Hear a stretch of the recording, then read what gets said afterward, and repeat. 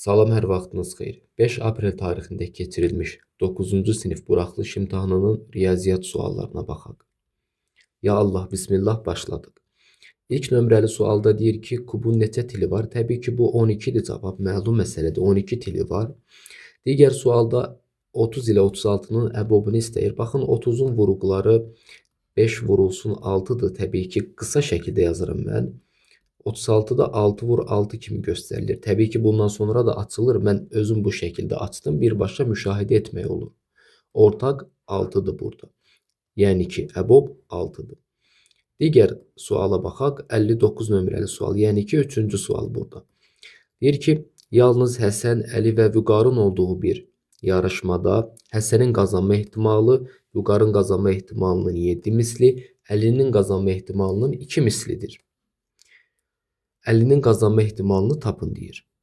Maraqlı sualdır. Baxın, birinci qısaca yazaq da Həsənin ümumi yarışda qazanma ehtimalını qeyd eləyəcəyik. Əlinin eyni zamanda Vüqarın. Həsənkinə bir A deyək, Əlinkinə B deyək, Vüqarınkinə də C deyək. Adətən P də yazırlar, ehtimalda PA, PB, PC. Qısa olsun deyənə bu cür yazırım. Deyir ki, Vüqarın qazanma ehtimalının 7 mislidir. Həsənin qazanma ehtimalı. Yəni ki, A bərabərdir 7C-yə. Digər tərəfdən də Həsənin qazanma ehtimalı Əlinin qazanma ehtimalının 2 mislidir. Yəni ki, A bərabərdir 2B-yə. Yaxşı. Bizdən Əlinin qazanma ehtimalını istəyir.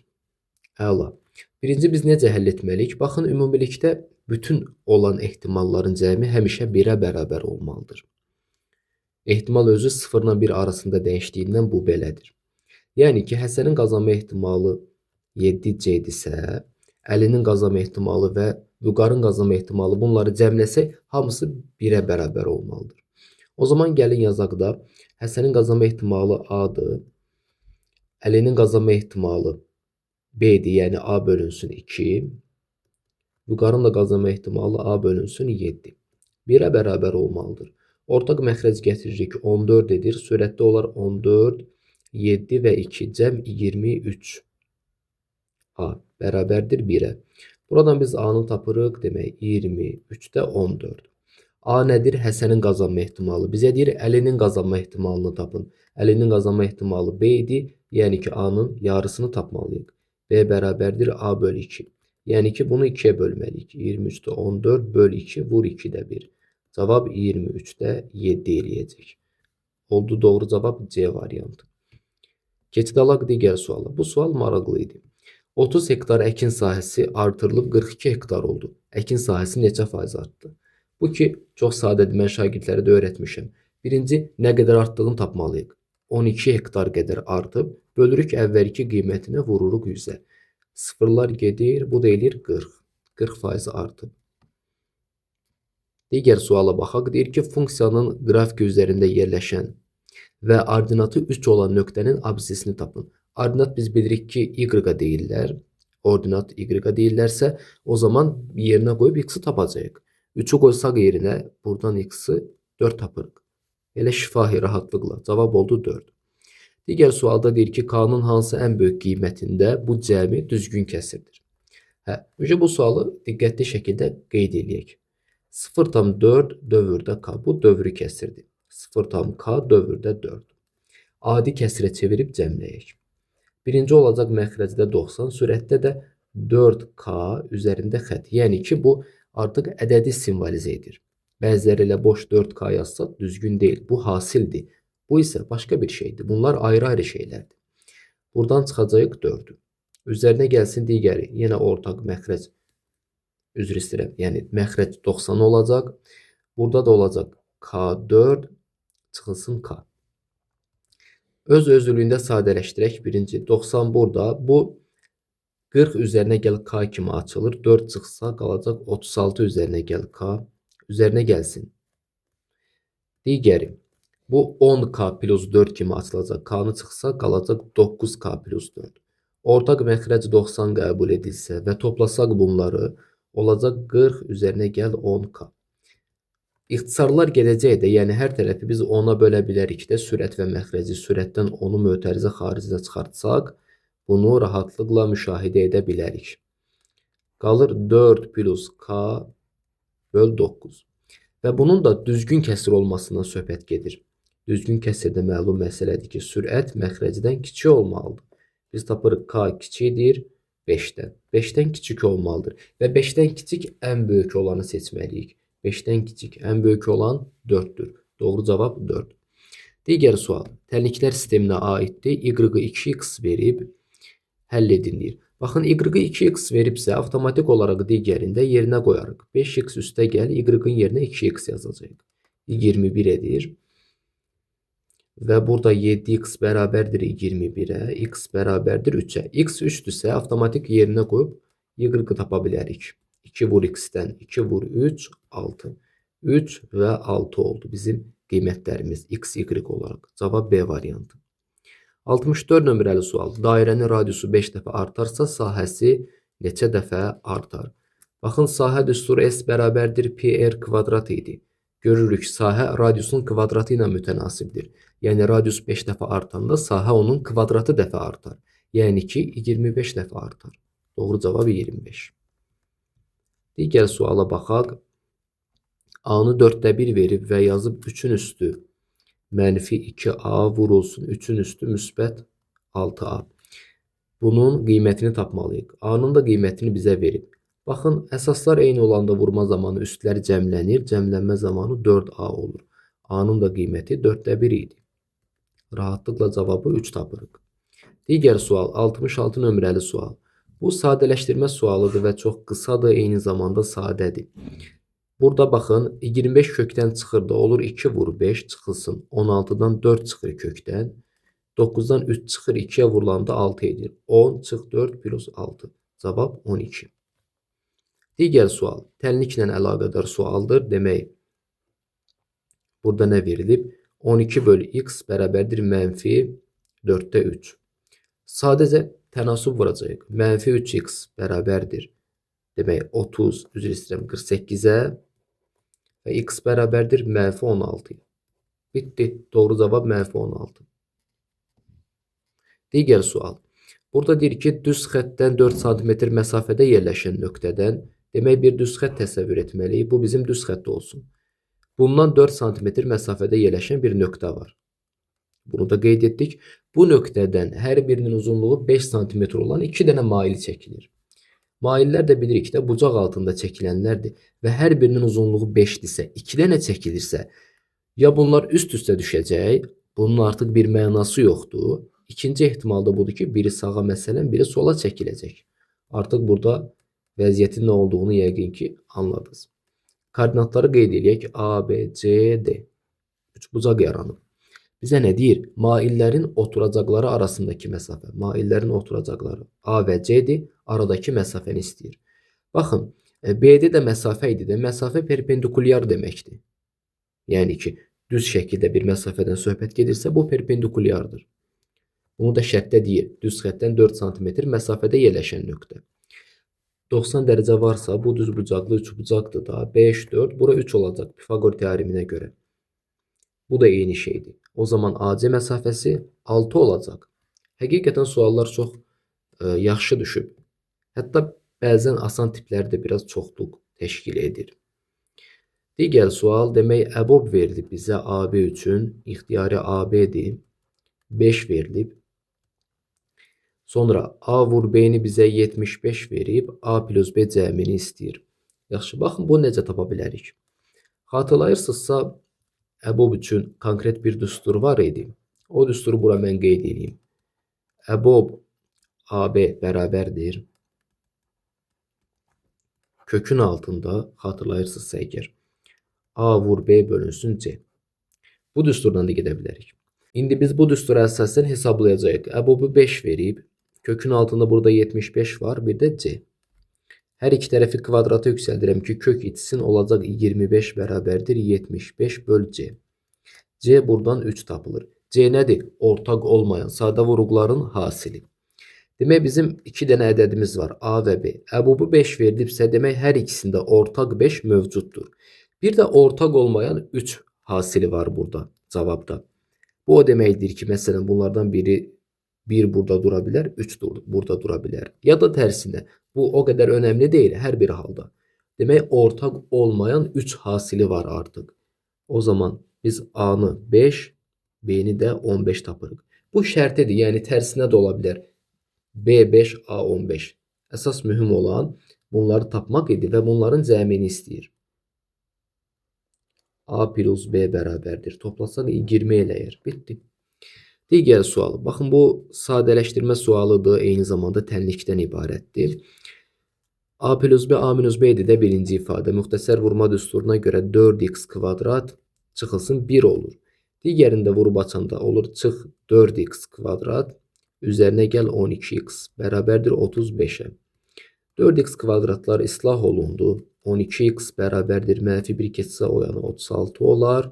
X də bərabərdir 3 olaraq tapılır. Doğru cavab 3. Digər suala baxsaq 72 nömrəli sualda belə bir şəkil verir bizə. Bucaq B-nin D-yə bərabər olduğunu deyir. Baxın, gəlin sadəlik üçün, rahatlıq üçün. Mən burada işarələmə eləyim də. Baxın, bu bucaqlar bir-birinə bərabərdirsə, bunları konkret olaraq işarələyəcəm. Bura alfa deyirəm, burada alfa deyirəm. Digər tərəfdən bu bucaq əgər beta olsa, bu da beta olar. Çünki qarşılıqlı bucaqlardır.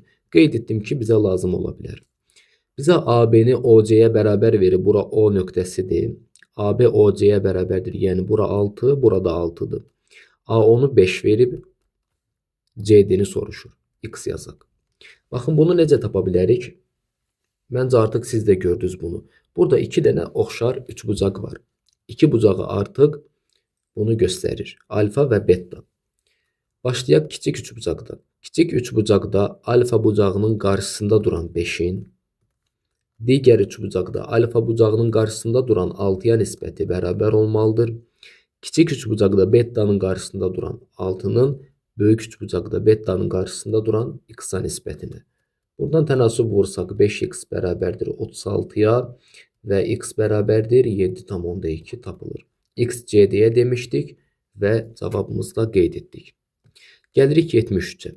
73 sadə də görünsə çox incəliyə malik bir sualdır. Şagirdlərin bir qismi bu suallarda diqqətli olmurlar. İlk başdan rahat görünür də, yəni ki, hər iki tərəfi biz böləcəyik 3 çıx kökdə ona və rahatlıqla bu işarəni bu cür saxlayıb həll eləyəcəyik. Baxın əziz şagirdlər, bərabərsizlikdə həmişə diqqətli olmaq lazımdır. Nəyə bölürük sağ tərəfi diqqət eləməliyik. Sağ deyəndə, yəni sağ və solu da nəyəsə bölürüksə diqqətli olmalıyıq. İşarə önəmlidir. Bu ifadənin işarəsi görəsən nədir? 3'ü kökə salsaq kökdə 9 eləyir. İndi məsələ bəlli olur. Bunun işarəsi mənfidir. Mənfidirsə, mən bunları ixtisar aparıramsa, başqa sözlə ixtisar aparmaq üçün hər iki tərəfdə buna bölməliyəm də. Aha, artıq burada vəziyyət dəyişir. Elə bil ki, hər iki tərəfi mən 3 çıx kökdə ona bölürəm, düzdür. Amma bunlar mənfi ədəd olduğundan avtomatik olaraq işarəni də dəyişəcəklər.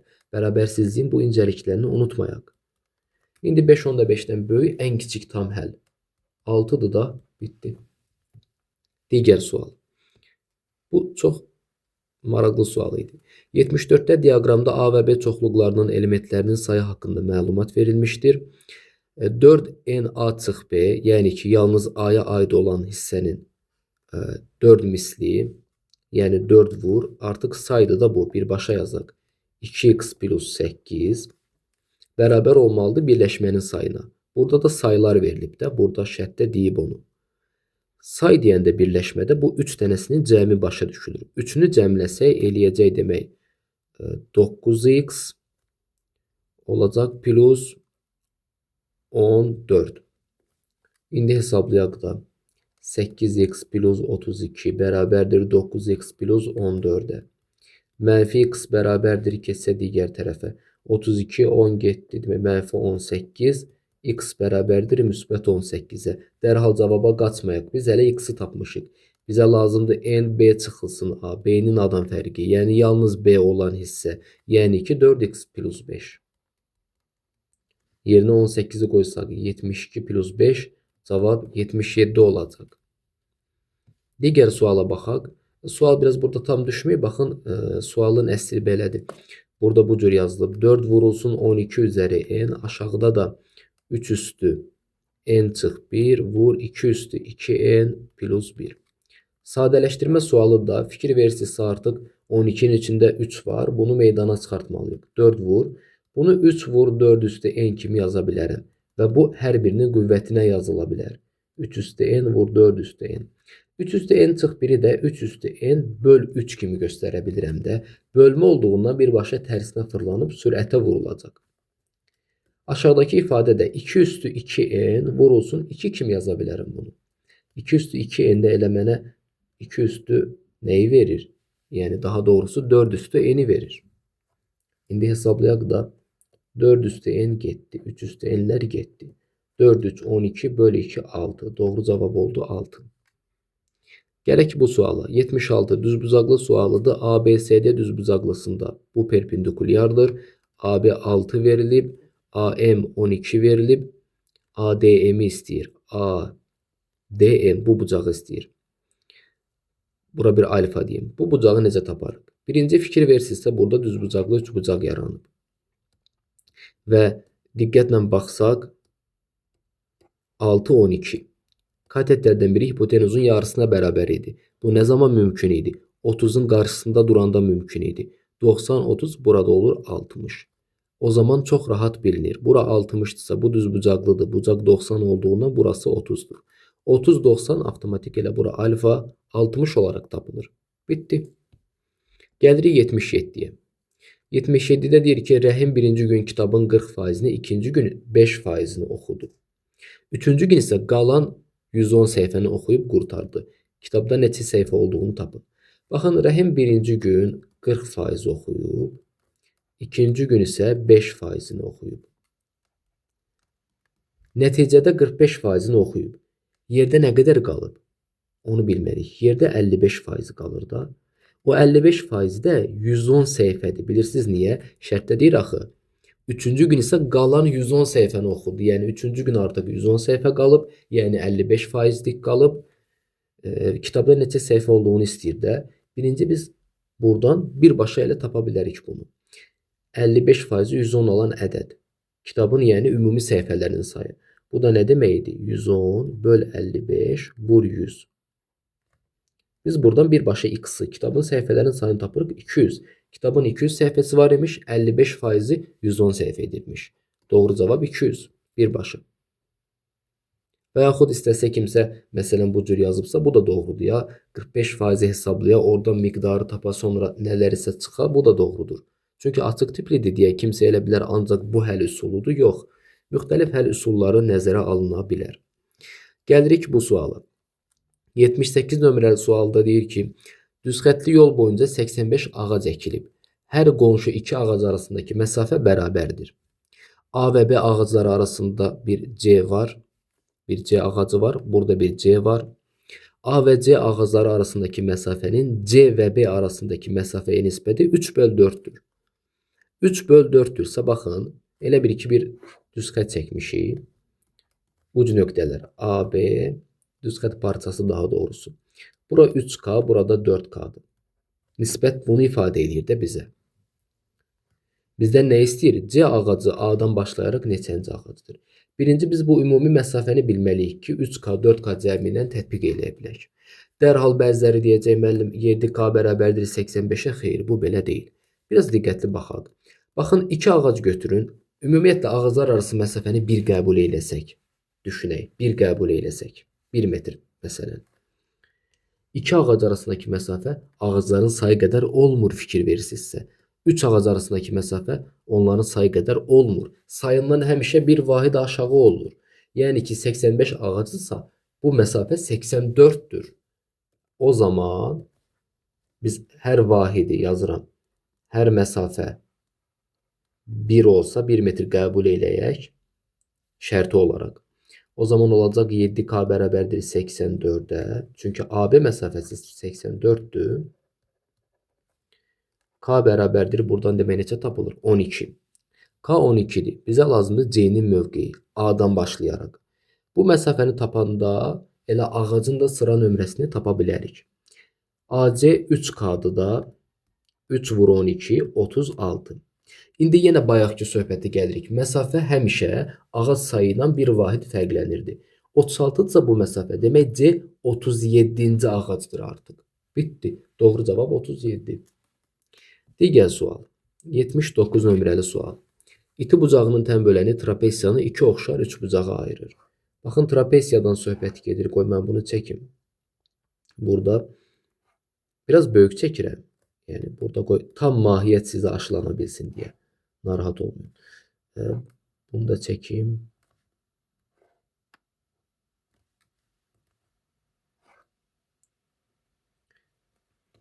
Niyə buradan çəkdim? Bunu indi izah edəcəm.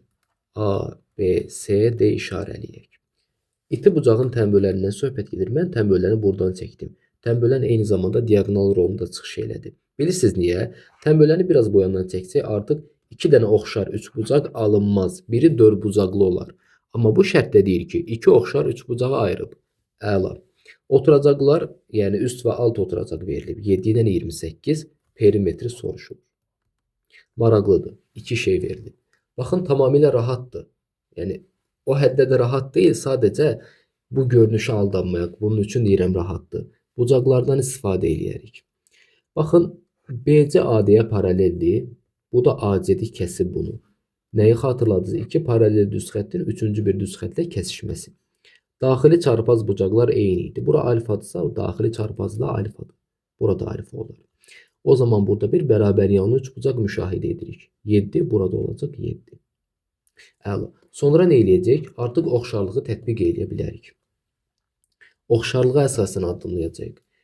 ABC və ACD bu ikisindən istifadə eləyərik. Birinci ABC üçbucağına baxaq. ABC üçbucağında bu hissəni başlayaq. Buradan tapaq. Alfanın bir yan tərəfinin, sağ yan tərəfinin x-in, digər üçbucaqda alfanın sağ yan tərəfi olan 28-ə nisbəti bərabər olmalıdır. Alfanın sol yan tərəfi olan 7-nin digər üçbucaqda alfanın sol yan tərəfi olan x-a nisbətinə. Buradan x kvadrat bərabərdir demək. 28 vur 7. Kök alsaq birbaşa. X bərabərdir. Olacaq 7 var içində. 2 var. 14 eləyər. 14. Əla. Bu oldu 14. X-i 14 tapdıq. Bizə isə lazımdır bu yan tərəf. Bunu tapaq ki, perimetri tapa bilərik. Bəs yaxşı, bunu necə taparıq? Bura bir y deyirəm. Yenə oxşarlıq. Bu üçbucaqda alfanın qarşısında duran y-ın artıq qarşıda durmağa keçdik. Alfanın qarşısında duran y-ın digər üçbucaqda alfanın qarşısında duran 7-yə nisbəti bərabər olur. Bu üçbucaqda alfaya bitişik olan həmən bu yan tərəfin 28-in digər üçbucaqda alfaya bitişik olan 14-ə nisbəti. Mən sağ tərəfləri götürdüm. Yəni siz sol tərəflərlə də işləyə bilərsiniz. Eyni nəticəni verir.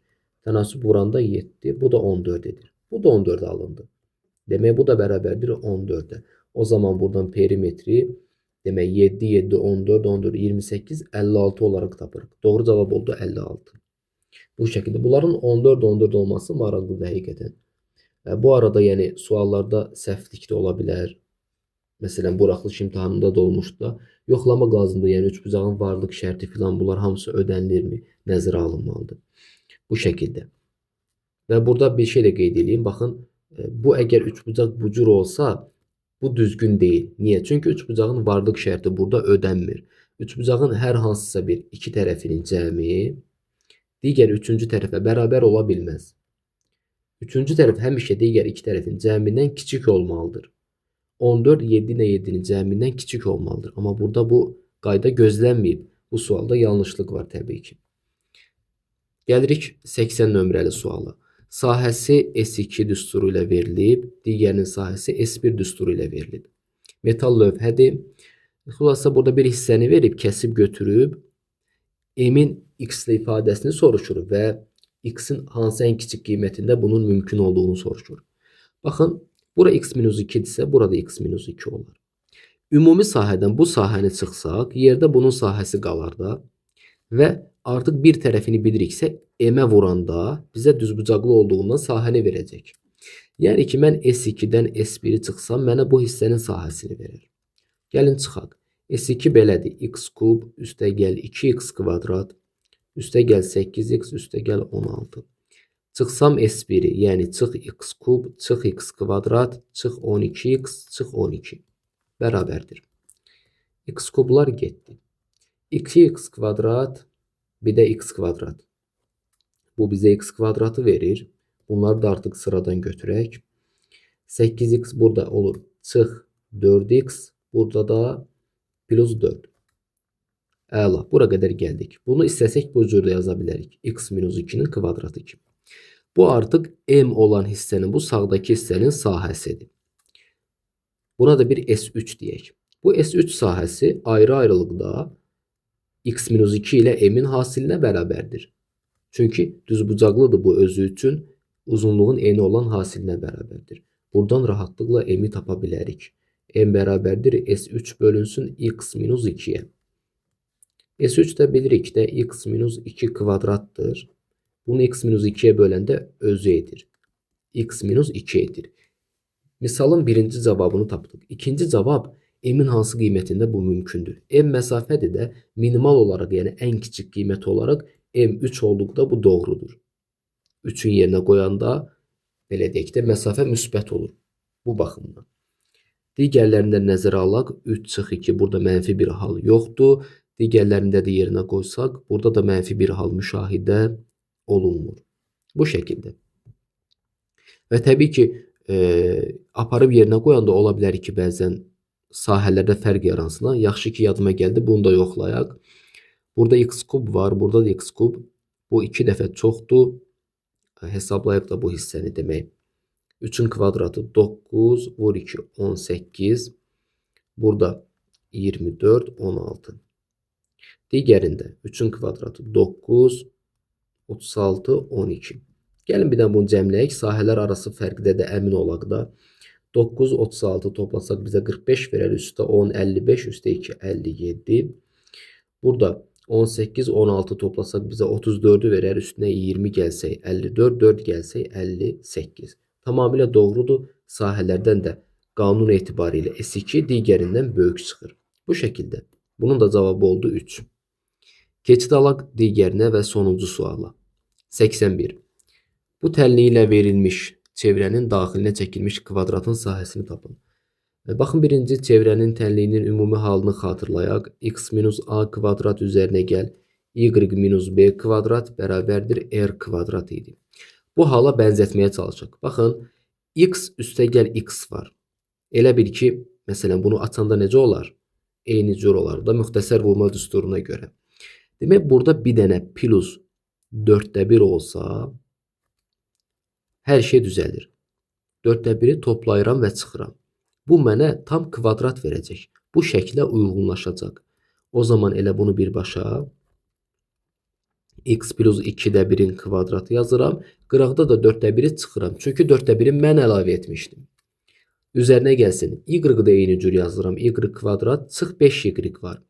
Elə bil ki baxın 2ab deyil. Burada öcə 5 var. Demək bu 2'də 5 olub da burada. 2'də 5 olub və üzərinə gəl növbəti də 2'də 5'in kvadratı olmalıdır. Yəni 4'də 25. Bunu əlavə edirəm və çıxıram. Əla. Bu da mənə bir düstur verir. Müxtəsər vurma düsturunu. Elə onu birbaşa yazdım. Y kvadrat yox artıq. Y çıx 2'də 5'in kvadratı çıx. Demək burada olacaq 4'də 25. Bərabərdir yerdə qalan 29 onda 5'dir. Bunları mən digər tərəfə atıb tam ümumi şəkli alacağım. 2'də 1 kvadrat üstə gəl. Y çıx 2'də 5 kvadratı bərabərdir. Bunlar ikisi də mənfidir. Öz-özündə cəmlənsə 0,25'dir. Bu da demək 6 tamdır. Demək 6,25'dir. Cəm bunları yazsam. Digər tərəfə keçirsəm 1 dəqiqə bunları toplasam 7 eləyir 36. 36. 36 da radiusun kvadratı kimi göstərilə bilər də 6'nın kvadratı kimi. Avtomatik olaraq çevrənin radiusunu 6 tapdıq. Əla. Radius 6'dırsa indi radiusu 6 olan bir çevrə düşünək. Bu çevrə olmadı bir dəqiqə. Radiusu 6 olan bir çevrə. Və daxilində kvadrat düşünək. Şəkildən biraz oxşamasa da bacardığım qədər oxşatmağa çalışıram. Daxilində kvadrat olsun. Bu kvadratın sahəsini istəyir də, düzdür? Sahəsini istəyir. Baxın bu kvadratın sahəsini necə taparıq? Biz bilirik ki, kvadratın diaqonalı əgər çevrənin daxilinə çəkilibsə, bu çevrənin diametri deməkdir. Diametri deməkdir. Radius 6 idisə 6, 6. Əla. Bütöv 12 olur diametr. D bərabərdir 12. Qalıb sahə. Baxın, kvadratdır da bu. Buralar 45'dir də. O zaman biz Pifagor teoreminə görə bura 12'dirsə, hər bir kateti 12 bölü kök 2 tapırıq da. Kvadratda da sahə uzunluğun eni olan hasili idi. 12 bölü kök 2 vurulsun 12 bölü kökdə 2. Vuranda eləyir demək 144 bölü 2 cavab olur 72. Bitti. Beləliklə videomuzun sonuna gəldik. Sizlərə dəstək olmağa çalışdıq. Bizim ödənişsiz riyaziyyat müzakirə qrupumuza qoşulmaq üçün şərhdəki linkə toxunmağınız kifayət edir. Əlavə olaraq onlayn hazırlıqlarımıza qeydiyyat üçün qeyd olunan nömrə ilə əlaqə saxlaya bilərsiniz. Sizlərə uğurlar.